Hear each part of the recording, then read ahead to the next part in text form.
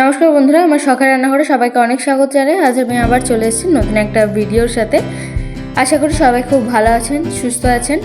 আমি আবার আপনাদের কাছে রেগুলার যেভাবে ভিডিও নিয়ে আসতাম আগে সেভাবে ভিডিও আপলোড করব। আজকের রেসিপিটির নাম হচ্ছে চানা মশলা। এই রেসিপিটা কিন্তু একদম অনুষ্ঠান বাড়িতে বা ধাবাতে আমরা যেভাবে খেয়ে থাকি ঠিক সেভাবেই বানাতে চলেছি, কিন্তু একটু ঘরোয়া পদ্ধতিতে। চলুন কীভাবে বানাচ্ছি আপনারা পুরো রেসিপিটা ফলো করুন আর এইভাবেই বানাবেন। প্রথমে উপকরণে আছে কাবলি চানা সেদ্ধ করা, তারপর আছে নুন, চিনি, কাসুরি মেথি, জিরে, শুকনো লঙ্কা, তেজপাতা, টমেটোর পেস্ট, রসুনের পেস্ট, জিরে, হলুদ গুঁড়ো, লঙ্কার গুঁড়ো, টক দই পেস্ট করা, চানা মশলা, তারপর আছে পেঁয়াজের পেস্ট, তারপর আছে সস, তারপর হচ্ছে গরম মশলা আর আদার পেস্ট। এটাই হচ্ছে আজকের উপকরণ। তারপর কড়াতে আমরা পরিমাণ মতো তেল দিয়ে নেব। তেলটা গরম হয়ে গেলে আমরা শুকনো লঙ্কা আর তেজপাতা, জিরে দিয়ে দেব একটু গরম করার জন্য, ফোড়নের জন্য। এটা গরম হয়ে এলে আমরা দিয়ে দিলাম পেঁয়াজের পেস্ট। পেঁয়াজের পেস্ট দেওয়ার পর আমরা ভালোভাবে কিন্তু তেলের সাথে ভালোভাবে মশলাটা কষিয়ে নেব। আপনাদেরকে আমি যেটা বলে থাকি যে আমরা মশলাটা পেঁয়াজ, রসুন, আদা যখন মশলাতে তেলে দিই এই কারণে আমরা একটু ভালোভাবে নেড়ে চেড়ে কষিয়ে নিই, যাতে যে একটা স্মেল থাকে সেটা যেন না হয়, কাঁচা স্মেল। তারপর আমরা এখানে দিয়ে দিলাম রসুনের পেস্ট আর তারপর দিয়ে দিলাম 2 চামচ মতো আদার পেস্ট, 2 থেকে 3 চামচ মতো। তারপর আমরা এটাকে আবার ভালোভাবে নাড়িয়ে নেব। আর একটা কথা বলে রাখি, আমরা একটু কাঁচা লঙ্কাটা স্কিপ করছি, যেহেতু বাড়িতে বাচ্চা আছে তাই কাঁচা লঙ্কার পেস্টটা আমরা স্কিপ করছি এখানে। আপনারা যদি ঝাল খেতে পারেন তো আপনারা অবশ্যই এখানে কাঁচা লঙ্কার পেস্ট দিতে পারেন, আর এটা স্কিপও করতে পারেন, ম্যান্ডেটরি নয়। যদি ঝাল খেতে কেউ পছন্দ করে তাহলে অবশ্যই কাঁচা লঙ্কা পেস্টটা দিতে পারেন। দেখুন আমরা কিন্তু মশলাটা ভালোভাবে কষিয়ে নিচ্ছি। ঠিক যেভাবে আমরা মশলা কষাই ঠিক সেইভাবে কিন্তু আমরা মশলাটাকে একদম ভালোভাবে খুন্তিতে নেড়ে নেব। তারপর দেখুন মশলা থেকে হালকা তেল ছেড়ে এসেছে। তেল ছাড়ার পরে আমরা এখানে অ্যাড করে দিলাম টমেটোর পেস্ট। টমেটোর পেস্ট দেওয়ার পর আমরা ভালোভাবে কিন্তু নেড়ে নেব গ্রেভিটাকে।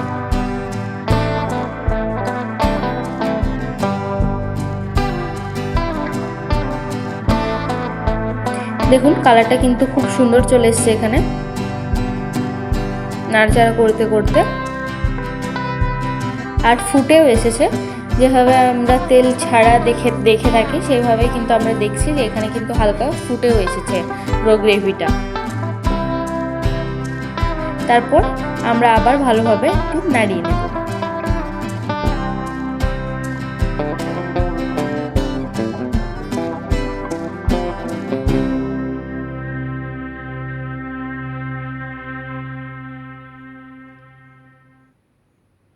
দেখুন গ্রেভিটা কিন্তু আমাদের পুরোপুরি তেল ছেড়ে এসেছে। তেল ছাড়ার পর আমরা এখানে অ্যাড করব হলুদ, শুকনো লঙ্কার গুঁড়ো আর দেব ধনের গুঁড়ো।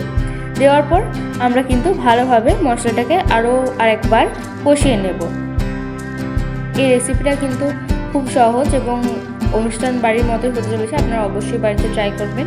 কিন্তু এটা আমরা আমাদের স্টাইলে করেছি বা ঘরোয়া পদ্ধতিতে করেছি আপনারা বলতে পারেন, কিন্তু টেস্ট কিন্তু একদম ধাবা স্টাইল বা যেটা আপনারা অনুষ্ঠান বাড়িতে খেয়ে থাকেন ঠিক সেইভাবে সেই টেস্টটাই কিন্তু আমরা এই রান্নার মধ্যে এনেছি, আর আপনারা অবশ্যই এটা বাড়িতে ট্রাই করবেন। আর আপনারা যদি চান যে আমরা অনেক সময় অনেকে চর্বি দিয়ে খাই, তারপর পনির দিয়ে খাই, সেটা আপনারা দিতে পারেন, অ্যাড করতে পারেন। তারপর দেখুন আমরা মশলা কষানো হয়ে গেছে। মশলা কষানোর পর আমরা এখানে অ্যাড করলাম টক দই।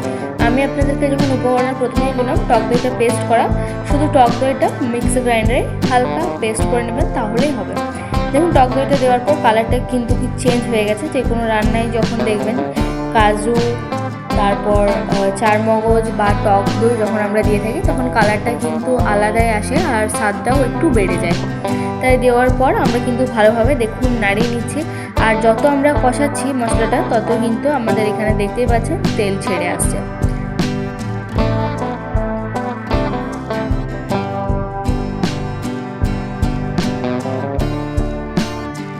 দেখুন তেল কিন্তু খুব সুন্দরভাবে ছাড়ছে, আর গ্রেভির যে কালার সেটাও কিন্তু খুব সুন্দর চলে এসছে।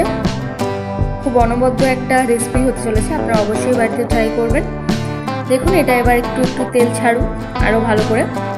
আশা করি আপনারা বুঝতে পারবেন যে তেল কিন্তু পুরোপুরি ছাড়তে শুরু করে দিয়েছে। আমি হালকা হালকা দেখাচ্ছি, বাট সামনে থেকে পুরোটাই কিন্তু তেল ছেড়ে দিয়েছে।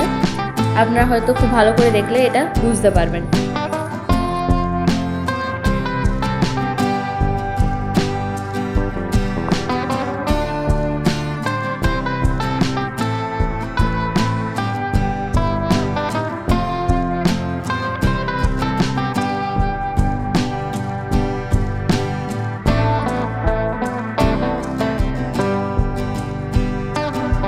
দেখুন মশলার মধ্যে যখনই তেল ছাড়ছে ভালো করে আবার আমরা একটু নাড়িয়ে নিচ্ছি যাতে মশলাটা আরও ভালোভাবে কষানো হয়ে থাকে।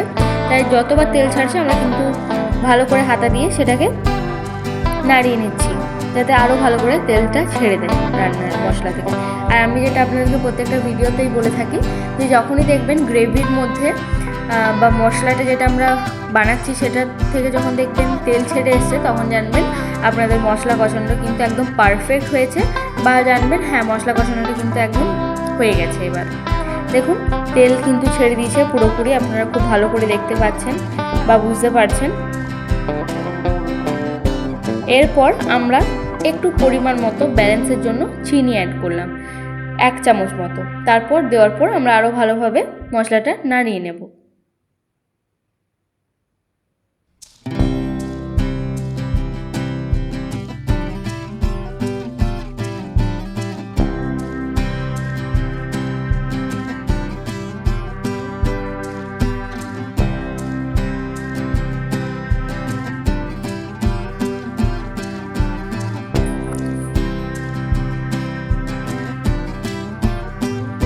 দেখুন চিনিটা একটু নেড়ে নেওয়ার পর আমরা কিন্তু এখানে দিয়ে দিলাম টমেটোর সস। দেওয়ার পর আরও ভালোভাবে কিন্তু আমরা এটাকে নাড়িয়ে নেব যাতে মশলার সাথে সসটা পুরোপুরি মিক্সড হয়ে যায়।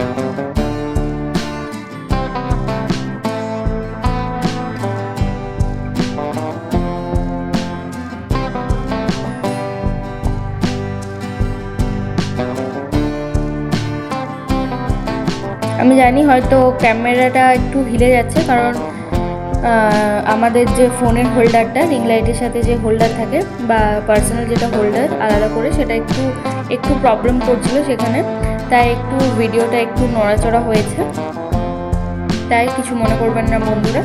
দেখুন হালকা কিন্তু তেল ছেড়ে দিয়েছে। আবারও তেল ছেড়ে দেওয়ার পরে আমরা কিন্তু যে সেদ্ধ করা কাবলি চানাটা রেখেছিলাম সেটা কিন্তু আমরা এখানে দিয়ে দিলাম। দেওয়ার পর আমরা কিন্তু ভালোভাবে মশলার সাথে মিশিয়ে নেব।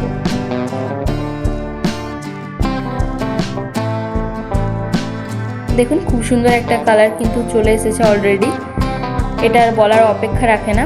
তাই আপনারা অবশ্যই বাড়িতে এটা ট্রাই করুন আর আমাকে অবশ্যই কমেন্ট করে জানাবেন যে কেমন লাগলো রেসিপিটা।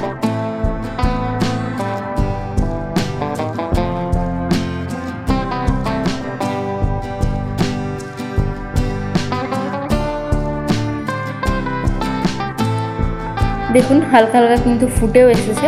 একটু যখন ফুটে আসবে তখন আমরা হালকা 1 বাটি মতো এখানে জল ইউজ করব। দেওয়ার পর আমরা আরও ভালোভাবে এটাকে ফোটার জন্য রেখে দেবো।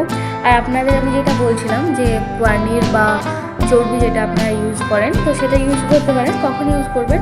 যখন দেখবেন পুরোপুরি একটু ফুটে এসছে তখন কিন্তু আপনারা পনির বা চর্বি যেটাই দেবেন সেটা দিতে পারেন। চর্বির ক্ষেত্রে একটু লাস্টে দেবেন আর পনিরের ক্ষেত্রে এখন দিতে পারেন। দেখুন একটু ফুটে যাওয়ার পর আমরা আবারও অ্যাড করলাম চানা মশলা দেওয়ার পর আমরা আরও ভালোভাবে এটাকে নেড়ে চেড়ে হালকা ফোটার জন্য রেখে দেব, যাতে যে জলটা আছে যে পরিমাণ জলটা আছে সেটা গ্রেভিতে পরিবর্তন হয়। কারণ চানা মশলা অবভিয়াসলি মশলা যখন বলছি তো অবভিয়াসলি একটু গ্রেভি খেতে ভালো লাগবে। দেখুন টকবক করে কিন্তু জলটা ফুটে যাচ্ছে, ফুটে একদম গ্রেভির মতো হয়ে গেছে। আর কত সুন্দর ফুটছে আপনারা নিজেরাই দেখুন। তারপর পুরোপুরি জলটা শুকিয়ে গেলে আপনারা যতটা গ্রেভি খেতে চান ততটাই রেখে তারপর আবার যখন একটু ফুটে যাবে তখন আমরা উপর থেকে দিয়ে দেবো কাসুরি মেথি আর তারপর দিয়ে দেবো গরম মশলা দিয়ে দিলাম। তারপর আমরা এখানে অ্যাড করছি 1 চামচ মতো ঘি। আমি ঘিটা উপকরণে হয়তো দেখাইনি আপনাদেরকে, ওটা আমার মিস্টেক হয়ে গেছে, তাই আপনারা কিন্তু লাস্টে 1 চামচ মতো ঘি দিয়ে দেবেন। আপনাদের যতটা প্রয়োজন বা যতটা বানাবেন, যদি বেশি বানান তাহলে হয়তো একটু বেশি দেবেন। আর যেহেতু আমি এখানে অল্প বানিয়েছি তাই আমরা এখানে 1 চামচ ইউজ করলাম। দেওয়ার পর দেখুন আমরা কিন্তু খুব ভালোভাবে আমাদের রান্নাটা হয়ে গেছে, আর দেখতে কিন্তু খুবই সুন্দর লাগছে। আর আপনারা অবশ্যই বাড়িতে এটা ট্রাই করে জানাবেন যে কেমন লাগলো রেসিপিটা। আর আপনারা যেভাবে আমাকে ভালোবাসা দিতে থেকেছেন, এখনও দিচ্ছেন, সেভাবে ভালোবাসা দিতে থাকবেন। আজ আসি, আবার আসবো নতুন কোনো ভিডিওর সাথে। ততক্ষণের জন্য সবাই খুব ভালো থাকবেন, সুস্থ থাকবেন। আর আমার চ্যানেলটি যদি ভালো লাগে তাহলে অবশ্যই like, comment, share and subscribe করতে ভুলবেন না। আর আমার চ্যানেলে নতুন হয়ে থাকলে অবশ্যই ভালো লাগলে like, comment, share and subscribe. আজ আসি, আবার আসবো নতুন কোনো ভিডিওর সাথে তোমাদের সাথে গল্প করতে। তাই বাই, স্টে টিউন। সবাই খুব ভালো থেকো, সুস্থ থেকো। আর বড়দের আমার প্রণাম জানাই, ছোটদের ভালোবাসা।